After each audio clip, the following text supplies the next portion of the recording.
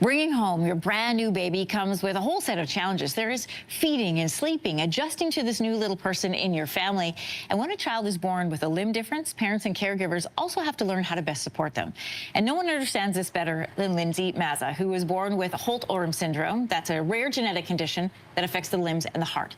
Lindsey grew up navigating a world that was not designed for her, with unwavering support from her parents. And she's with us in studio today to share more ways to support those with limb difference. Great to have you here. Thank you for having me. Thanks for coming in, Lindsey. Listen, I want to start with your understanding your experience as a child living with limb difference. What are some of your earliest memories? So my earliest memories were that adults that were supposed to be part of my caring were not necessarily trustworthy. Okay. What did that look like? So school, for example, my earliest memory was when I was 6 years old. My parents would always meet with my teachers to make sure my accommodations were in place. And one of them was that a friend would be able to come with me to the washroom just in case I needed help. Yeah. And one day I asked my grade 1 teacher to go to the washroom, and she told me I couldn't bring my friend. Oh. And I remember sitting on the bathroom floor that day, scared, trying to problem solve. And in that moment, I realized that I wasn't necessarily safe with adults. And trying at that young age to figure out how to advocate for yourself, or do I go against a teacher, would be very confusing. Yeah, yeah.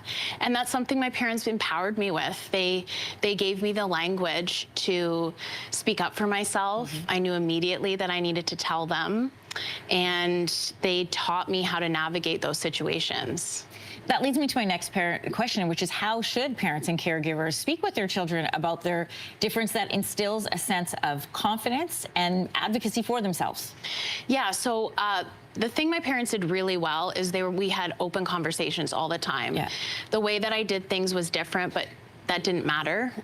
So I was always part of the problem solving, and they made sure to make sure I was in the room when they were advocating for me. I like that. So I heard how they spoke about the things that I needed, and they taught me the language that I would need. I really love how you say you're part of the problem solving and not just part of the problem that needs to be fixed. I think that's a really key difference. Yeah. You also recommend fostering self-advocacy and resilience at an early age. Why early? Why is that important? Because I think that what we hear at the very, tender ages is what forms our thought process about ourselves. And teachers and doctors, they use language that's not helpful, unfortunately. So understanding that all of the can'ts are not something that should be supported as parents, you and your child know what your child is capable of. How did your parents teach you to respond when you encountered someone who didn't understand your limb difference, whether it was another child or somebody in authority? Yeah, so they would tell me, to use the classic line, this is how I was born, but I can do things just like everybody else. It just might look different. And when adults didn't listen to me, my parents made sure that I knew the next step was to go to the office and call them. They gave you all the tools? All the tools. What change would you like to see, speaking of schools, in medical institutions that would support people with limb differences?